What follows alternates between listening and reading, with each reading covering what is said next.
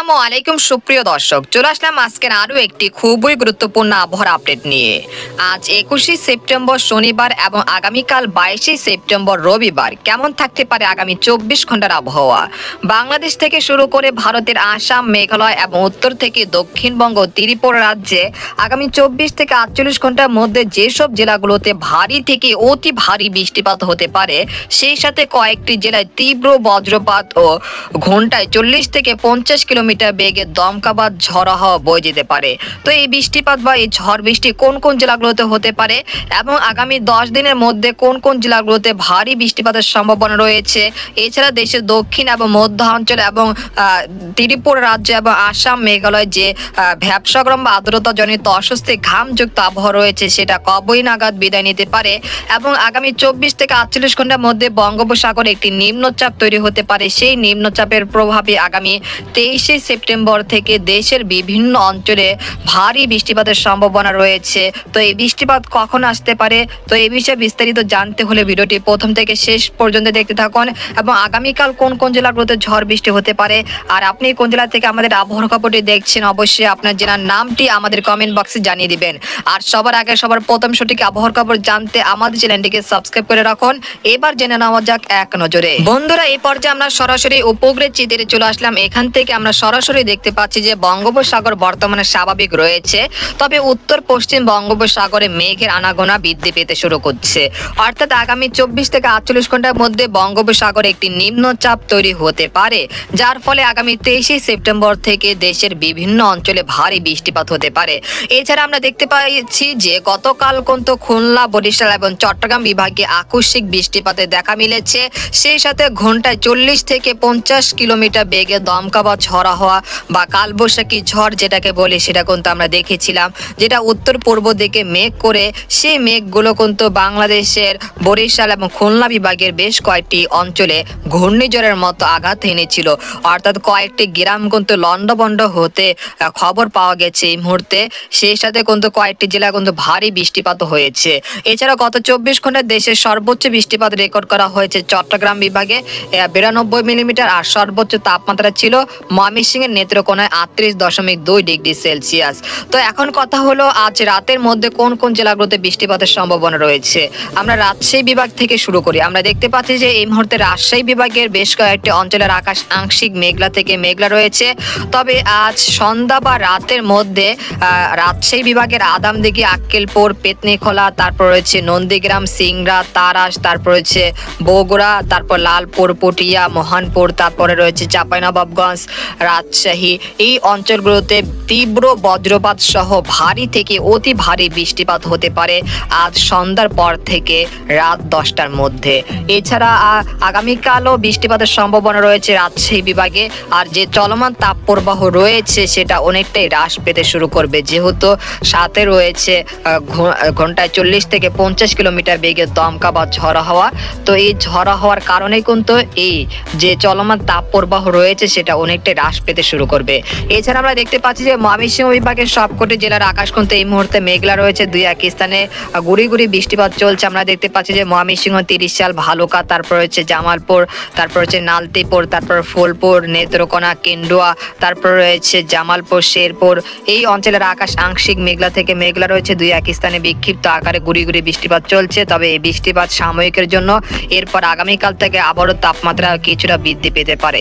এছাড়া আমরা দেখতে পাচ্ছি যে এই মুহূর্তে ঢাকা বিভাগের বেশ কয়েকটি জেলার আকাশ প্রায় পরিষ্কার রয়েছে। আমরা দেখতে পাচ্ছি যে মাদারীপুর, তারপর হচ্ছে গোপীনাথপুর, মুকসাদপুর, ফরিদপুর, দোহার, শিবচর, এই অঞ্চলের আকাশ প্রায় পরিষ্কার রয়েছে। তেমন বৃষ্টি বা ভারী বৃষ্টিপাতের সম্ভাবনা দেখা যাচ্ছে না, তবে আগামীকাল বিক্ষিপ্ত আকারে বৃষ্টিপাত হতে পারে মাদারীপুর, তারপর হচ্ছে ফরিদপুর, মুকসাদপুর, টঙ্গিপাড়া, তারপর শিবচর, দোহার, মুন্সিগঞ্জ, তারপর হচ্ছে নরসিংদী, তারপর হচ্ছে টাঙ্গাইল, গাজীপুর, এই অঞ্চলগুলোতে আগামীকাল বিক্ষিপ্ত আকারে বৃষ্টি বা বজ্র সহ ভারী বৃষ্টিপাত হতে পারে। এছাড়া আমরা এই মুহূর্তে দেখতে পাচ্ছি যে খুলনা বিভাগের খুলনা, সাতক্ষীরা, যশোর, তারপর লোহাগাড়া, মেহেরপুর, শাইলকোপা, তারপর হচ্ছে শ্যামনগর, তারপর মংলা, বাগেরহাট, এই অঞ্চলের আকাশ আংশিক মেঘলা থেকে মেঘলা রয়েছে, তবে আজ রাতের দিকে বিক্ষিপ্ত আকারে বৃষ্টি বা বজ্র সহ ভারী বৃষ্টিপাত হতে পারে খুলনা বিভাগের সবকটি জেলাতে। এছাড়া আমরা দেখতে পাচ্ছি যে এই মুহূর্তে চট্টগ্রাম বিভাগের সবকটি জেলার আকাশ কিন্তু আংশিক মেঘলা থেকে প্রায় পরিষ্কার রয়েছে, তবে চট্টগ্রাম বিভাগে যে দক্ষিণের যে জেলাগুলো রয়েছে যেমন কক্সবাজার, মহেশখালী, টেকনাফ, তারপর হচ্ছে খানচি, সাতকানিয়া, তারপর হচ্ছে রাজস্থলী, বিলাইছড়ি, রাঙ্গামাটি, হাটহাজারী, চট্টগ্রাম এই অঞ্চলের আকাশ প্রায় পরিষ্কার রয়েছে, তবে তেমন বৃষ্টি বা ভারী বৃষ্টিপাতের সম্ভাবনা নেই আগামী 24 ঘন্টার মধ্যে। আর উত্তরের যে জেলাগুলো রয়েছে যেমন কুমিল্লা, তারপর চাঁদপুর, তারপর হচ্ছে ফেনী, নোয়াখালী, তারপর ফটিকছড়ি, মাটিকছড়ি, তারপর হচ্ছে দীঘিনালা, হাতিয়া এই অঞ্চলের বিক্ষিপ্ত আকারে বৃষ্টি বা ভারী বৃষ্টিপাত হতে পারে আগামী 24 থেকে 48 ঘন্টার মধ্যে। এছাড়া সিলেট বিভাগে বর্তমানে সিলেট বিভাগের আকাশ আংশিক মেঘলা থেকে মেঘলা রয়েছে, তবে একটি ঠান্ডা পরিস্থিতি বিরাজমান রয়েছে। তবে দুপুরের দিকে যে বৃষ্টিপাত হয়েছিল সেই বৃষ্টিপাতের কারণে কিন্তু সিলেট বিভাগে যে চলমান তাপপ্রবাহ রয়েছে সেটা কিন্তু অর্ধেক কমে গেছে, অর্থাৎ সিলেট বিভাগে কিছুটা শান্তি পরিস্থিতি রয়েছে। তবে আগামী 24 ঘন্টার মধ্যে তাপমাত্রা আবারও কিছুটা বৃদ্ধি পেতে পারে, এর ফলে সিলেট বিভাগে আবার অস্বস্তিকর ঘামযুক্ত আবহাওয়া সেটা আবারও বিরাজমান হয়ে যেতে পারে। এছাড়া আমরা দেখতে পাচ্ছি যে ময়মনসিংহ বিভাগের কথা বললাম, এবার আমরা চলে আসবো দক্ষিণবঙ্গের কোন কোন জেলাগুলোতে আগামী 24 ঘন্টা বৃষ্টিপাতের সম্ভাবনা রয়েছে। আমরা দেখতে পাচ্ছি যে এই মুহূর্তে বর্ধমান, তারপর হচ্ছে কাটোয়া, তারপর হচ্ছে দুর্গাপুরের উপরে একটি বজ্রবাহী মেঘ তৈরি হয়েছে, যে মেঘ থেকে আগামী 24 ঘন্টার মধ্যে পানকরুলিয়া, তারপর হচ্ছে বিশামপুর, তারপর হচ্ছে আরামবাগ এই অঞ্চলগুলোতে বিক্ষিপ্ত আকারে বৃষ্টি বা ভারী বৃষ্টিপাত হতে পারে আজ রাতের দিকে। এছাড়া পুরুলিয়া, তারপর হচ্ছে ঝাড়গ্রাম এই অঞ্চলে আজ রাতের দিকে ভারী বৃষ্টিপাত হতে পারে। আর এখানে আমরা দেখতে পাচ্ছি যে কলকাতা, কোলাঘাট, তারপর রয়েছে এখানে রয়েছে চন্দননগর, বিরামপুর, তারপর হচ্ছে উত্তর ও দক্ষিণ 24 পরগনা, পূর্ব ও পশ্চিম মেদিনীপুরের বেশ কয়েকটি জেলায় আজ রাতের দিকে বিক্ষিপ্ত আকারে বৃষ্টি বা ভারী বৃষ্টিপাত হতে পারে। অর্থাৎ আগামী 24 ঘন্টার মধ্যে দক্ষিণবঙ্গের বেশ কয়েকটি জেলায় তীব্র বজ্রপাত সহ ভারী বৃষ্টিপাত হতে পারে। এছাড়া আমরা দেখতে পাচ্ছি যে এই মুহূর্তে রাজশাহী বিভাগে যে মেঘটি তৈরি হয়েছে সেটা পরবর্তীতে দক্ষিণবঙ্গের পশ্চিমবঙ্গে যে জেলাগুলো রয়েছে মালদহ, তারপর হচ্ছে তারপর রয়েছে নালিহাটি, তারপর রয়েছে মুর্শিদাবাদ, কৃষ্ণনগর এই অঞ্চলে আজ রাত 7টা থেকে পরবর্তী 24 ঘন্টার মধ্যে কৃষ্ণনগর, তারপর রয়েছে মুর্শিদাবাদ, মালদহ এই অঞ্চলগুলোতে বিক্ষিপ্ত আকারে বৃষ্টি বা ভারী বৃষ্টিপাত হতে পারে। আর পরবর্তীতে উত্তর ও দক্ষিণ দিনাজপুরের কিছু কিছু জেলায় কিন্তু বৃষ্টিপাতের সম্ভাবনা রয়েছে আজ রাতের দিকে।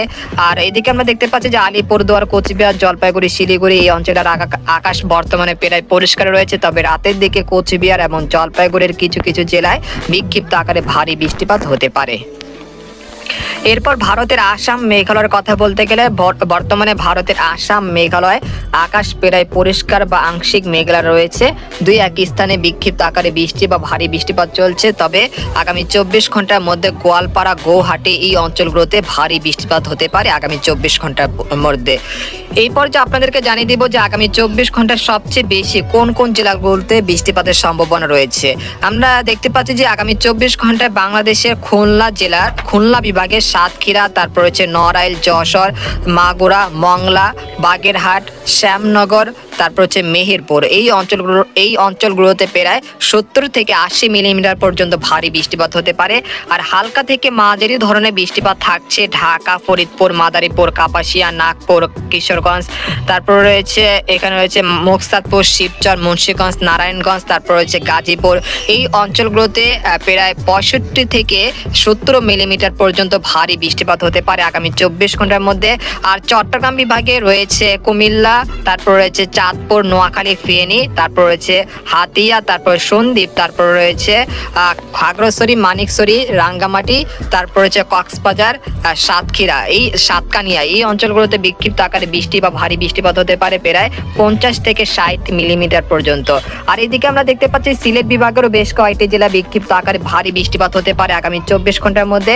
সেই সাথে ভারতের ত্রিপুরা রাজ্যের আমারপুর, আমবাসা, উদয়পুর এই অঞ্চলগুলোতে বিক্ষিপ্ত আকারে বৃষ্টি বা ভারী বৃষ্টিপাত হতে পারে আগামী 24 থেকে 48 ঘন্টার মধ্যে। তবে রংপুর বিভাগে তেমন ভারী বৃষ্টিপাতের সম্ভাবনা এই মুহূর্তে দেখা যাচ্ছে না, তবে পরবর্তী 5 দিনের মধ্যে রংপুর বিভাগে ভারী বৃষ্টিপাত হতে পারে। এই পর্যায়ে আপনাদেরকে জানিয়ে দেব যে বঙ্গোপসাগরে আবহাওয়া কেমন থাকতে পারে। আমরা দেখতে পাচ্ছি যে এই মুহূর্তে বঙ্গোপসাগর স্বাভাবিক আছে, তবে আগামী 24 থেকে 48 ঘন্টার মধ্যে উত্তর পশ্চিম বঙ্গোপসাগর কিছুটা উত্তাল হয়ে যেতে পারে। আপনারা দেখতে পাচ্ছেন যে আগামী মঙ্গলবার বঙ্গোপসাগর কিছুটা উত্তাল থাকতে পারে, তবে আপনারা স্বাভাবিকভাবে আপনাদের কাজগুলো করতে পারেন, এতে কোনো সমস্যা হবে না ইনশাল্লাহ। তো এই ছিল খবর। তো আজকের মতো এখানে বিদায় নিলাম, দেখা হবে পরের একটি ভিডিওতে, সেই পর্যন্ত আমাদের সাথে থাকুন, ধন্যবাদ।